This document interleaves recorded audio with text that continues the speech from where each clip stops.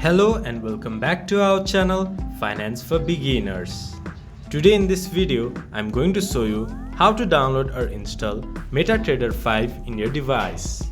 Metatrader 5 is a popular online trading platform that allows users to trade forex, stocks and other financial instruments. Now moving on to the video, first of all go to your Play Store or App Store.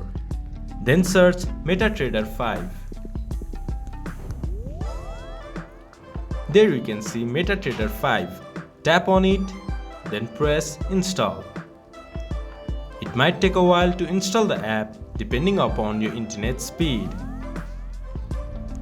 Once the app has been installed, open Metatrader 5 app to trade forex, stocks, commodities and cryptocurrencies. This much for today's video. If you guys find our video helpful, please leave a like and comment. And do not forget to subscribe our channel and hit the bell icon. I'll see you guys again in our next video. Thank you for watching.